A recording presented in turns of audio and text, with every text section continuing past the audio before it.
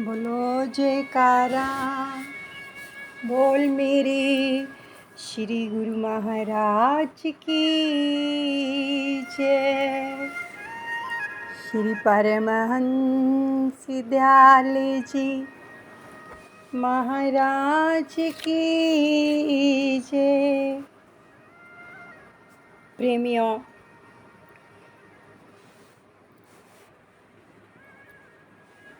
आप सबको विदित हो कि हमारे श्री अनंतपुर दरबार की ओर से जो श्री सतगुरुदेव भगवान जी ने श्री गुरु महिमा की रचना की है,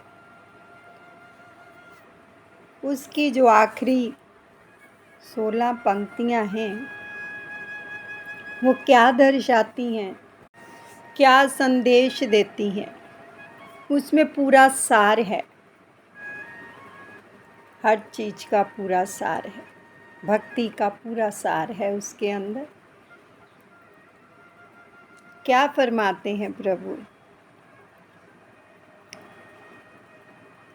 संस्कारी जीव ही सती गुरु शरण में आते हैं, आज्ञा को शिरो धार कर भक्ति के धन को पाते हैं। यानी संस्कारी जीव, जिनके बहुत ही उच्च संस्कार होते हैं, वो जीव ही सतगुरु की शरणागति ग्रहण करते हैं, उनकी शरण में आते हैं। बहुत ही उच्च कोटि के संस्कार होते हैं जिनके, और आज्ञा को शिरोधार्य कर भक्ति के धन को पाते हैं। फिर सतगुरु उनके लिए जो आज्ञा फरमाते हैं, उनके ऊपर चलकर उसको शिरोधार्य कर, यानी आज्ञा तो फरमा दी उन्होंने, लेकिन क्या शिरोधार्य का क्या मतलब है कि उस पर मनन करना, उन वचनों पर चलना, अपने हृदय में धारण करना। ये नहीं कि कानों से सुन लिया तो हो गया, ऐसा नहीं। अपने कानों से श्रवण कर मन बुद्धि से हर तरह से उनको निभाना, उनके वचनों की पालना करना, श्रद्धा से, विश्वास से, लगन से, प्रेम से। जब इस प्रकार से जीव सतगुरु के वचनों की पालना करता है, उनकी आज्ञा को शिरोधार्य करता है, तो वो भक्ति के धन को वो जीव पा जाते हैं।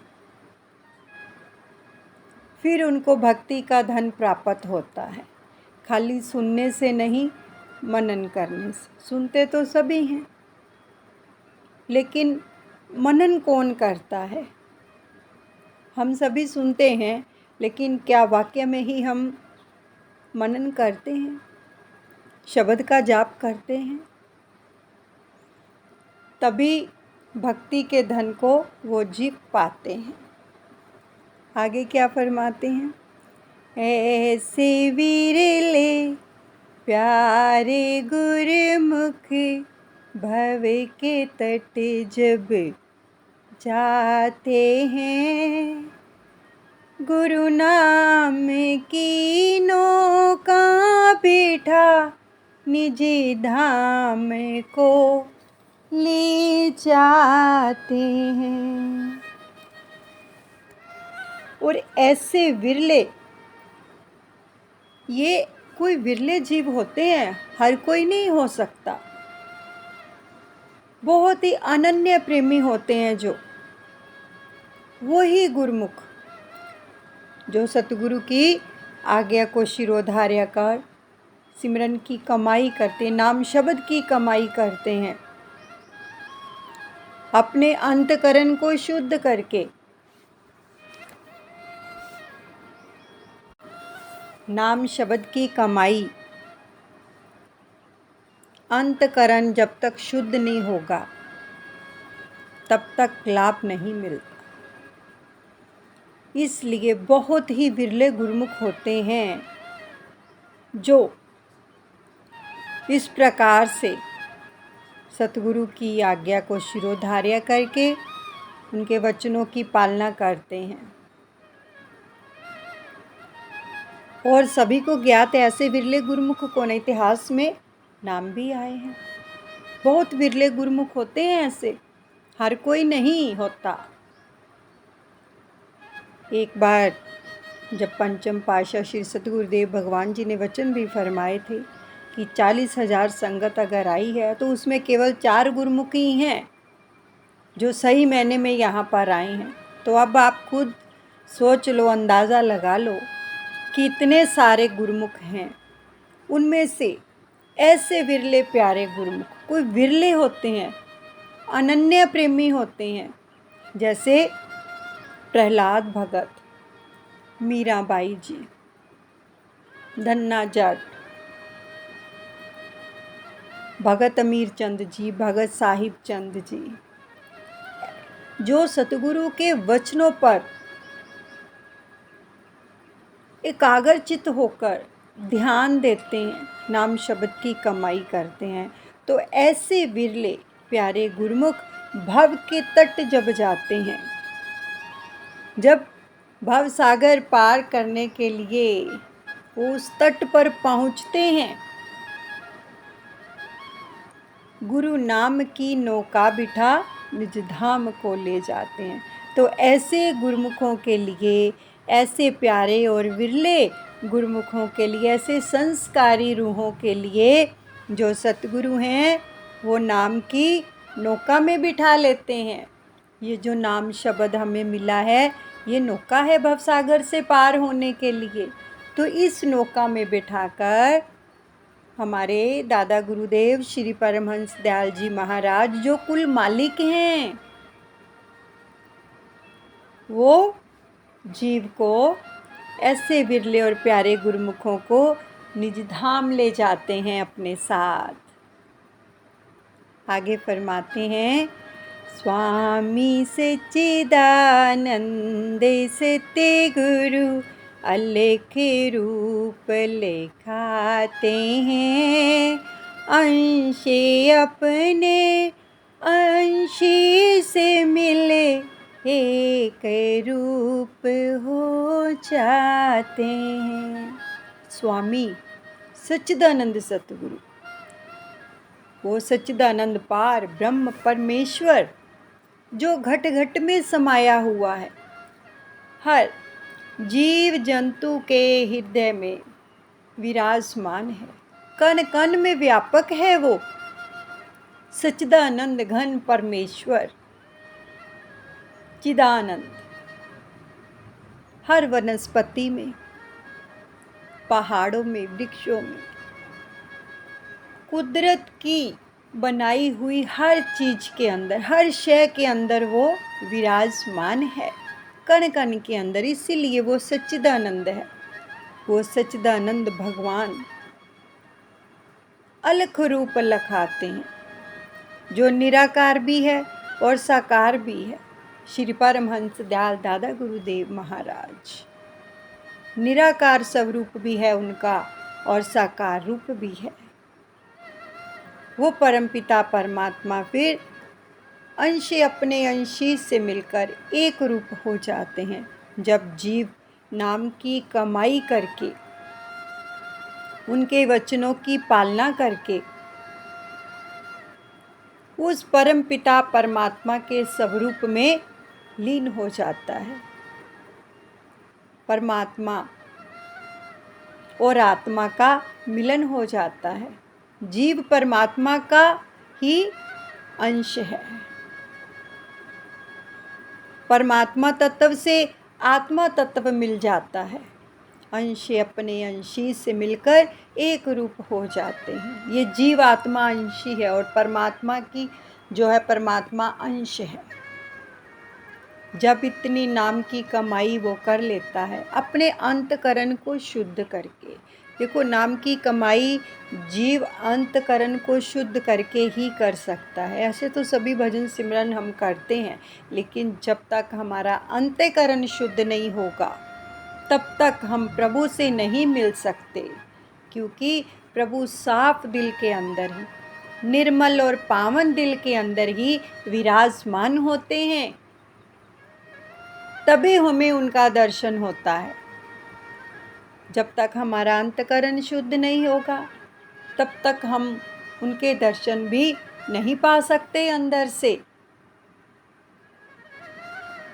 वो सच्चिदानंद पार ब्रह्म परमेश्वर जो अलख रूप लखाते हैं, निराकार और साकार रूप, वो फिर इस जीवात्मा को अपने अंदर समा लेते हैं और एक रूप हो जाते हैं। आपको याद होगा कि एक बार पंचम पातशाह सतगुरुदेव भगवान जी ने वचन फरमाए थे बेंगलोर में कि असी सागर हाँ ते तुसी बूंद हो। असी इस बूंद नू अपने विच मलान वास्ते ही आए हैं। तो क्या है, अंश अपने अंशी से मिलकर एक रूप हो जाते हैं। तो हमें एक रूप होना है। कब होंगे? जब अपना अंतकरण शुद्ध करेंगे। अंतकरण शुद्ध करके ही हम भजन सिमरन जब करते हैं, तभी उस परम पिता परमात्मा के आनंद की अनुभूति होती है। इसलिए सबसे पहले अपने अंतकरण को शुद्ध करें, पावन करें, निर्मल करें। भगवान कहते हैं ना, निर्मले मने जन सोई मोहे पावा, मोहे कपटे छल छिद्र न भावा। हर जगह पर ये आया है कि भगवान को केवल और केवल शुद्ध अंतकरण वाले ही व्यक्ति प्राप्त कर सकते हैं। और हमारी जो श्री आरती पूजा है, उसके अंदर भी श्री परमहंस दयाल जी ने जो रचना की है श्री आरती की भगत साहिब चंद जी के द्वारा, तो क्या फरमाया उसमें, क्या वचन है? ये वचन ही तो हैं, जितनी भी श्री आरती है सब वचन है। तत् स्नेह प्रेम की बाती योग अगनि जिनकी, आरती लायक सोजन जो है शुद्ध मन के। नीचे वाली लाइन को पढ़ो कि आरती लायक सोजन जो है शुद्ध मन के, कि इस आरती के लायक भी वो ही व्यक्ति है जिनका मन शुद्ध है। अब हमने ज़्यादा तवज्जो किस पे देनी? अपने अंतकरण को शुद्ध करना है। शुद्ध करके अगर उस परमात्मा का भजन करेंगे, तभी परमात्मा तत्व से ये आत्मा तत्व मिल पाएगा। हर जगह पर भगवान फरमा रहे हैं, हर जगह जगह पर, कि शुद्ध अंतकरण वाला व्यक्ति ही मुझे प्राप्त कर सकता है। नहीं तो फिर हम क्या कर रहे हैं? अपने मन को शुद्ध करें, अंतकरण को शुद्ध करें, फिर भक्ति करें, ताकि ये स्थान उसके बैठने के लायक हो जाए। दिल हमारा, अंतकरण जब शुद्ध होगा, पावन होगा, निर्मल होगा, तो प्रभु अपने आप ही इसके अंदर विराजमान हो जाएंगे और हमें भक्ति करने का भी आनंद आएगा। आगे क्या फरमाते हैं? दान निज भक्ति का दे कर सत्य गुरु हर्षाते हैं, जयकार बोले मिल के सारे, दास बले बले जाते हैं, तेरे दास बले बले जाते हैं। दान निज भक्ति का देकर ऐसे गुरुमुखों को जो अनन्य प्रेमी होते हैं, जो सतगुरु से प्रेम करते हैं, निश्चल प्रेम बिना स्वार्थ के, तो ऐसे गुरुमुखों को भक्ति का दान देकर, निज भक्ति का दान मिलता है उनको। सतगुरु हर्षाते हैं, खुश होते हैं ऐसे भक्तों को भक्ति दान देकर, अपनी कृपा का पात्र बना लेते हैं ऐसे जीवों को। और कृपा का पात्र कौन बनता है? प्रसन्नता का पात्र कौन बनता है? जो उनके वचनों की पालना करता है, अपने अंतकरण को शुद्ध करके। क्योंकि जब तक बात बार बार अंतकरण की आ रही है कि जब तक अंतकरण शुद्ध नहीं होगा, यानी निंदा, चुगली, चोरी, यारी, छल, कपट, झूठ, फ्रेब, ये सब हमारे दिल से नहीं जाएंगे, तब तक अंतकरण शुद्ध नहीं हो सकता, तब तक हम भक्ति को नहीं पा सकते। निज भक्ति का दान हमें कैसे प्राप्त होगा? पात्र तो शुद्ध करें ना, हमारा पात्र है जो, उसको साफ करें। जब बर्तन साफ होता है तभी तो भोजन सेवन करने का आनंद आता है। अगर गंदे बर्तन में डाल दिया जाए तो हम खाएंगे? बर्तन में मिट्टी पड़ी हो, ऊपर से खीर डाल दो तो क्या खाओगे? चाहे जितनी मर्जी स्वादिष्ट बनी हो, नहीं खाओगे। ऐसे ही उसका कोई लाभ ही नहीं उस खीर का। ऐसे ही जब तक अंतकरण शुद्ध नहीं होगा तो भक्ति प्रवेश ही नहीं करेगी, सतगुरु आएंगे ही नहीं, विराजमान ही नहीं होंगे। तो इसलिए सबसे पहले अपने अंतकरण को हमें शुद्ध करना है।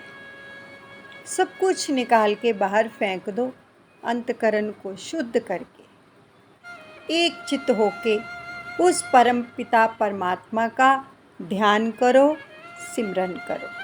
हर चीज़ को एक तरफ रख दो। तो ऐसे जो विरले गुरुमुख होते हैं, जो अनन्य प्रेम करते हैं ना सतगुरु से, तो ऐसे गुरुमुखों को, ऐसे प्रेमियों को, ऐसे अपने दासों को, ऐसे साधकों को वो सतगुरु पार ब्रह्म परमेश्वर निज भक्ति का दान देते हैं और मुस्कुराते हैं। जयकार बोले मिल के सारे, दास बल बल जाते हैं। ऐसे सतगुरु की जय जयकार बोलते हैं सभी, हम सभी उनकी जय जयकार बोलते हैं और उनके श्री चरणों पर बलिहार जाते हैं। जो सतगुरुदेव भगवान श्री परमहंस दयाल दादा गुरुदेव महाराज हम जीवों के ऊपर कृपा करके हमें भक्ति का धन प्रदान करते हैं, श्री चरण कमलों का प्रेम बख्श रहे हैं।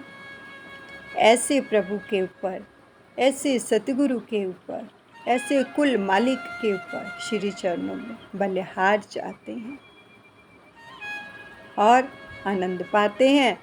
फिर उस परमात्मा तत्व में ये आत्मा तत्व मिल जाता है और एक रूप हो जाते हैं। ओम शांति शांति शांति। बोलो जयकारा बोल मेरे श्री गुरु महाराज की जय। श्री परमहंस दयाल जी महाराज की जय।